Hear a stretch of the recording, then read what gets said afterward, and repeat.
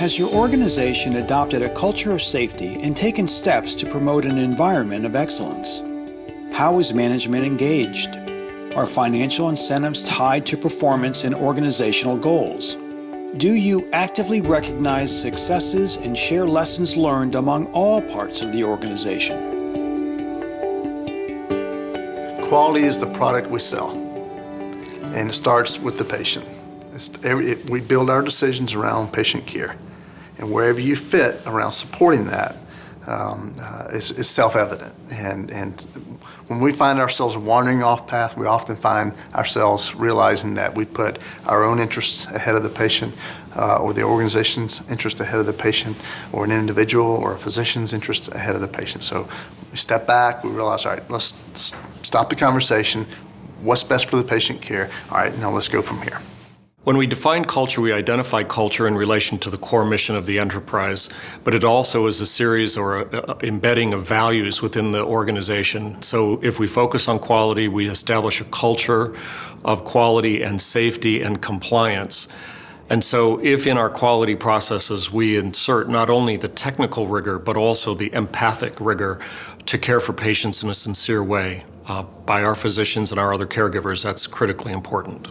Having board members round within the organization sends a very clear message to caregivers that the board is actively engaged in creating a culture of safety. It shows signs of support, and it also shows that we are caring about them as individuals as well as the patients that we care for.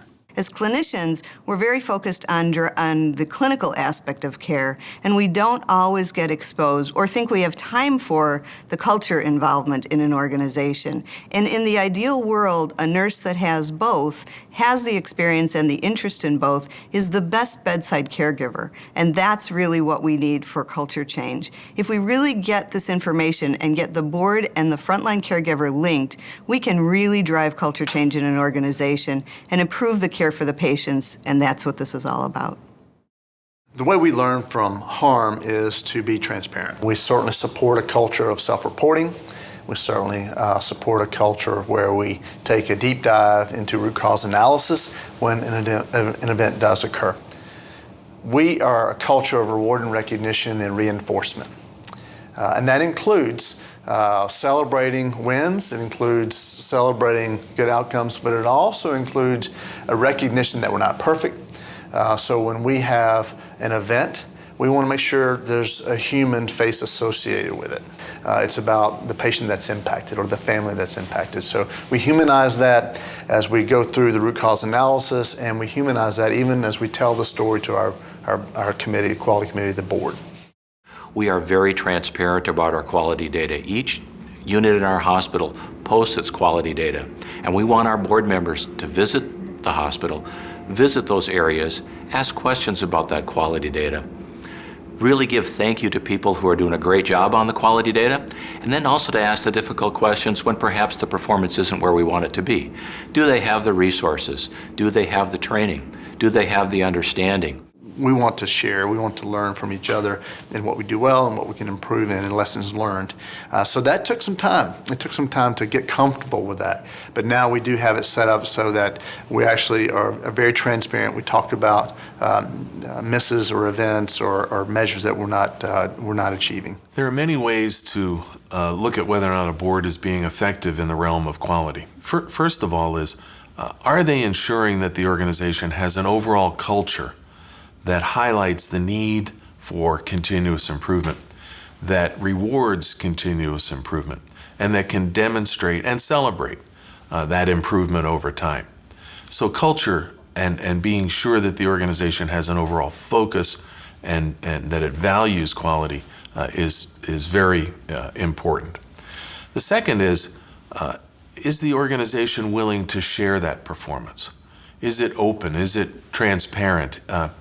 Does it respect the right of patients and communities to know how well the organization is performing? I think a board can really encourage the clinical staff and the management staff in that area. every board meeting we talk about our quality and safety culture, and we try to take the temperature of the organization, and we ask our executives, how are people feeling about their resourcing? How are people feeling about the training? Do they have adequate resources? Are they needing anything additional that the board can help provide? The key drivers are simple: reward and recognition. Everybody loves a thank you and a pat on the back. Input and decisions that affect you. A very collaborative environment where people participate on teams to improve quality. Feeling valued and connected to the organization's mission and how if I do my job, we succeed, and connectedness there. Open communication drives culture. Everybody wants to know what's going on. How are we doing? Where are we succeeding in? Where do we have opportunities to improve? So open communication is very important. There are certain behaviors in an organization that are part of the culture that really promote a safety culture. And one of the things we've talked about this year is cultivating respect as a culture to make our safety better. We know that when there's strong personal trust, when there's strong respect among the members of the team, that things get done better and things get done more safely.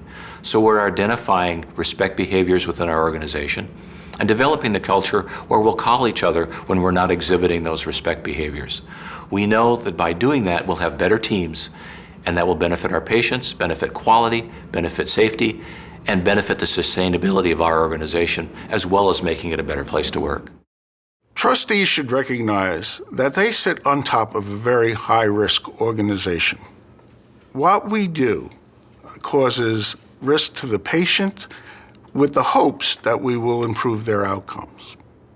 In many high-risk organizations, a culture of reliability is developed, knowing that we cannot avoid harm in all cases, but we certainly can anticipate it and mitigate the effects of harm if we are truly prepared. Boards should insist that a culture of reliability, including a wide perspective to anticipate harm, and also training to deal with the harm effects, is inculcated in every member of the clinical team. We have built a culture that is a tool or a means to an end to accomplish, in this case, high quality.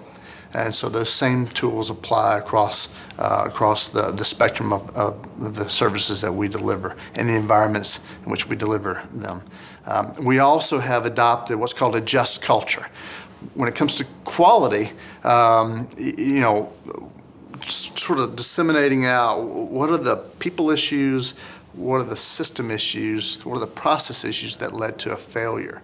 And so we've got an algorithm that really assesses what we would like to do in terms of measuring what the causes and more importantly, how do we prevent a reoccurrence of a failure in this case. So this just culture mindset is something that we've begun to deploy throughout the organization.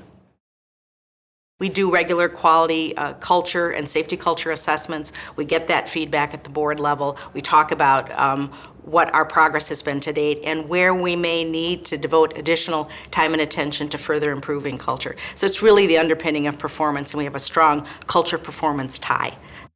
It is critical that the board is actively engaged in improving patient outcomes. Part of that is setting an example and being involved with the culture of safety.